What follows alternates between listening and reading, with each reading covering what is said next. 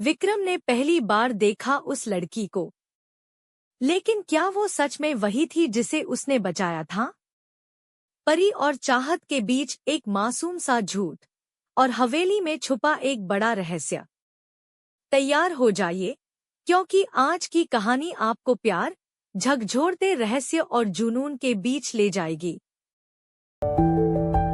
यह कहानी मेरी मौलिक ओरिजिनल रचना है। यह पात्र, घटनाएं और संवाद काल्पनिक हैं।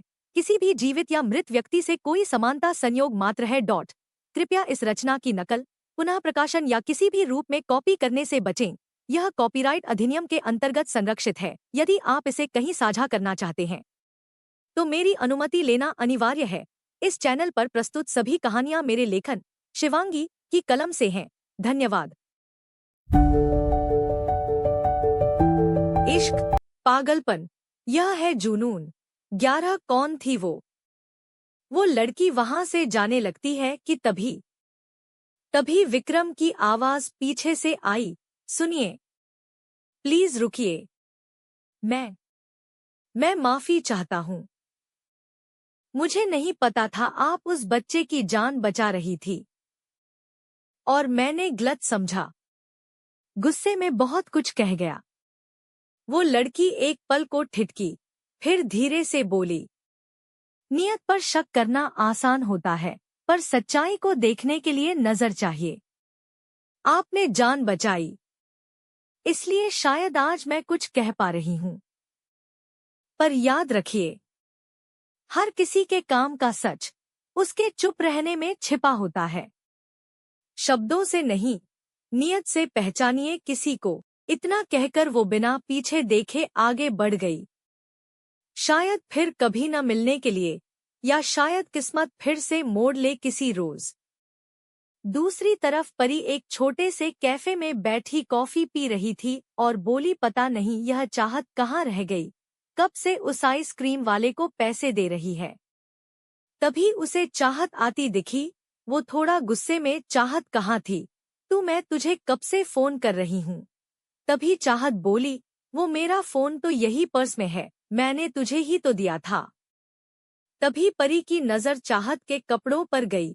चाहत, यह तेरे शूट कैसे गंदा हो गया, और तू भीग कैसे गई? तू तो अम्ब्रेला लेके गई थी ना, फिर यह भीग कैसे गई? तभी चाहत हल्का झेंपते हुए, बात पलते हुए बोली, वो मेरा भीगने का मान हो रहा था। यह सुनकर परी हल्का शौक होते हुए, क्या भीगने का मान हो रहा था मैडम? अगर घर पर आंटी पूछेंगी कि कैसे भीगी, तो क्या यही बोलेगी कि मम्मी मेरा भीगने का मान हो रहा था? आंटी न तुझे बहुत डांटेगी अगर उन्हें पता चला। तो यह सुनकर चाहत बच्चों जैसा मुंह बनाकर सही कह रही है। अगर माँ को पता चला तो वो बहुत गुस्सा होंगी। और आज तो पापा भी घर पर नहीं है मुझे बचाने के लिए। तभी परी बोली, सुन, मेरे पास एक आइडिया है। यह सुनकर चाहत बोली, क्या? तभी परी मुस्कुरा कर बोली, बोल देना कि हम कॉलेज से जैसे बाहर निकले वैसे जोर की बारिश आ गई। पहले कुछ देर हमने इंतजार किया, पर जब बारिश नहीं रुकी तो हम चलकर आ गए। यह सुनकर चाहत का चेहरा दोबारा खिल गया। वो मुस्कुराकर, वाओ मेरी जान, क्या आइडिया है, थैंक यू। तभी परी बोली, ऐसे सूखे थैंक यू से कुछ नहीं होगा, अभी मुझे पानी पूरी भी खानी है। यह सुनकर चाहत मुस्कुराकर हाँ बोली, पर फिर थोड़ा डर कर, अरे नहीं, अभी हमें घर के लिए भी निकलना होगा। वैसे भी आज क्लास नहीं चली और हम घर जाने के जगह बिना बताए यहाँ आ गए। कॉलेज की छुट्टी का टाइम भी होने वाला है। तभी परी, अरे बुद्धू, आज हम घर आराम से जाएंगे, वैसे भी हमारे पास मेरा आइडिया भी तो है। और अगर हम जल्दी गए तो तेरी मम्मी को शक हो जाएगा। फिर अगर तू पकड़ी गई तो मुझे दोष मत देना। ये सुनकर चाहत बोली, हाँ सही कह रही है तू, हम आज थोड़ा लेट घर चलेंगे। दूसरी तरफ विक्रम अभी भी वहां उस पेड़ के नीचे बैठा था। वो अभी भी उस लड़की के बारे में सोच रहा था। उसे आज सुबह का समय भी याद आया जब एक लड़की का दुपट्टा उसके चेहरे पर उड़ता हुआ आ गया था। तभी विक्रम बोला, न जाने कौन है वो, पर पता नहीं वो कुछ मिन की मुलाकात पहली मुलाकात नहीं लगी। ऐसा लगा कि पता नहीं उसे कब से जानता हूँ। उसे इस तरह बीच रोड पर देखकर मानो ऐसा लग कि अगर उसको कुछ हो गया तो मेरी सांसें अटक जाएंगी। तभी अचानक विक्रम बोला, नहीं, मुझे लगता है कि मैं ज्यादा सोच रहा हूँ। अरे, मैंने तो उसकी शकल भी नहीं देखी अब तक, और ना जाने कैसी पागलों जैसी बातें करने लगा। नहीं, विक्रम, तुम इन सब चीजों में अपना समय मत बर्बाद करो, अपने सपनों के बारे में सोचो। बस उसने इतना कहा और एक गहरी सांस ली। अब तक मौसम साफ हो गया था, बारिश भी रुक गई थी। विक्रम आसमान को देखा और बोला, अब घर चलना चाहिए। इतना बोलकर पहले उसने अपनी घड़ी देखी जिसमें शाम के 5 बज रहे थे। वो अपनी जगह से उठा और वहां से चला गया। तो क्या लगता है आपको कि क्या होगा आगे? क्या कभी मिलेंगे दो प्यार करने वाले, और कौन थी वो लड़की जिसको जान बचाई विक्रम ने? आपको आज का भाग पसंद आए हो तो प्लीज मुझे फॉलो करें और फीडबैक देना ना भूलें। इश्क, पागलपन, यह है जुनून। अगर आपको मेरी कहानी पसंद आए तो प्लीज फॉलो, कमेंट और शेयर करना न भूले। और प्लीज मेरे द्वारा लिखी और कहानियां भी पढ़े। लेखिका शिवांगी। इश्क, पागलपन, यह है जुनून। 12। करीब आधे घंटे बाद चाहत भी अपने घर पहुंची। जब उसकी मां ने उसे भीगा देखा तो सवाल किया कि वो भीगी कैसे। यह सुनकर चाहत ने सब वैसे बोल दिया जैसे उसे परी ने बताया था। यह सब सुनकर चाहत की मां बोली, ठीक है, जाओ जल्दी अपने कमरे में कपड़े बदल लो, वरना तबीयत खराब हो जाएगी। यह सुनकर चाहत मन में मुस्कुराते हुए बच्चों की तरह सर हिलाकर वहां से चली गई, कमरे में चली गई। वो जैसे ही कमरे में आई वैसे ही उसका फोन बजा।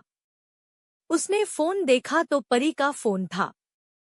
उसने मुस्कुराते हुए फोन उठाया और बोली, परी, माँ को कोई शक नहीं हुआ। दूसरी तरफ परी बोली, देखा मेरा इडिया, चल यह सब छोड़। वो मैंने तुझे न इसलिए कॉल किया था क्योंकि परसों हमारा लास्ट एग्जाम है और कॉलेज में कल एक बड़ी कंपनी आने वाली है। देख, तूने मुझसे कहा था ना कि तुझे अभी कुछ काम करना है। जब तक तू एक बड़ी डिजाइनर नहीं बन जाती, तू पार्ट टाइम जॉब करना चाहती है, और जो कंपनी कल आ रही है वो भी पार्ट टाइम जॉब के लिए एम्प्लॉइज ढूंढ रही है। शायद कल तुझे कोई काम मिल जाए, और वैसे भी तू टॉपर है तो तुझे आराम से काम मिल जाएगा। यह सुनकर चाहत बोली, क्या सच में? परी। चाहत परी से बात करते हुए बालकनी में आ गई थी। उसका पूरा ध्यान परी की बातों पर था कि तभी विक्रम बाथरूम से बाहर आया। वो भीग गया था इसलिए वो घर आते ही नहाने के लिए चला गया था। विक्रम जैसे ही बाहर आया, उसने बस एक लोवर पहना था और ऊपर वो पूरा शर्टलेस था। उसके हाथ में एक टॉवेल था जिसे वो अपने बाल पूछ रहा था। वो जैसे ही कमरे में आया, उसे किसी लड़की की हंसने की आवाज आई। ये आवाज मानो इसी नहीं थी जैसे विक्रम पहली बार सुन रहा था।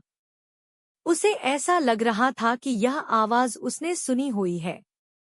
वो धरे कदमों से बालकनी की तरफ बढ़ने लगा। वो जैसे ही बाहर देख, उसे सामने वाली बालकनी में एक लड़की दिखी जो शायद किसी से फोन पर बात कर रही थी।